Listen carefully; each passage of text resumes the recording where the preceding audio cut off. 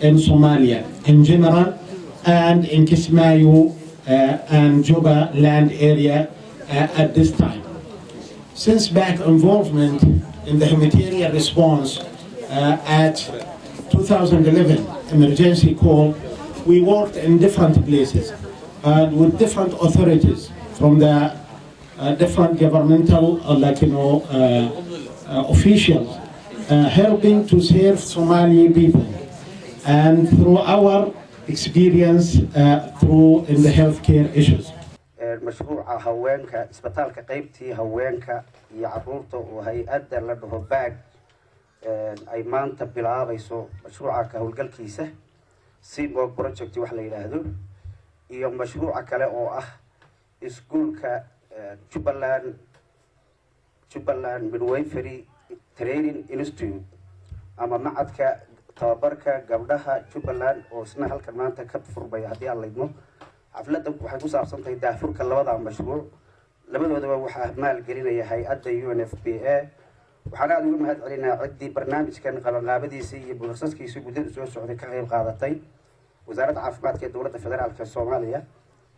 hay'adda UNFPA madaxda iyo xukuumadda Jubbaland oo ugu horeeyo madaxweynaha Sheekh Axmed Maxamed Islaam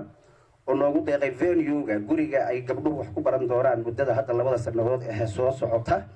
isagoo lacagtiisa bixinayo oo dusha iska saaray dhammaanba intii gacan ka geysatay baan uga mahad celinayaa dadaalkii ay ku sameeyeen. waxaan sugayaa wasiirka cusub oo la keeno 23 bisha waan ku noqonayaa saarinta xoog u saaran u riixo marka 250 markaan helno waa balan xamal kama baxayaan gobolada inay ka baxayaan qof walba dhibaataysan oo dirayaan marka waan ku tali jirnaa waan dareemayay arintaa oo ku mahadsan tahay inaad soo qaaday runtii waa arin aan islahaa goorma gaari doontaa awood lahaan doontaa awoodda arrimahaas oo kale wax ka qabto ilaan wasiirkii federaalka anigoo ah oonan gaari karin gobolada kale wax ka qaban karin dhibaatoodan arki karin runtii ma fiicnayn marka laakiin tii shubanka waan ka warqabnay WHO ayaa halkan joogtay oo runtii waxay sameynaysay qofku shubanka soo batay dadkay sameynaysay kolera uu yahay inuusan ahayn ay soo sheegeen daawooyinkan waa arkin oo idin soo gaarsiinayeen shaqooyinka lagu jiray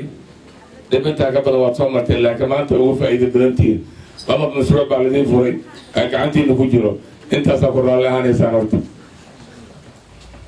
waxaan rabnaa inaan kaga dhawaaqno halkaan labada mashruuc faa'iida waa laga badiyaay SBNA iyo qolooyinka oo hadda tababarkan ceremoniga iyo qolada baag oo ayana isbitaalka gacanta loogu hayso labada mashruuc bas rasmi u furiyihiin oo ku dhawaaqaynaa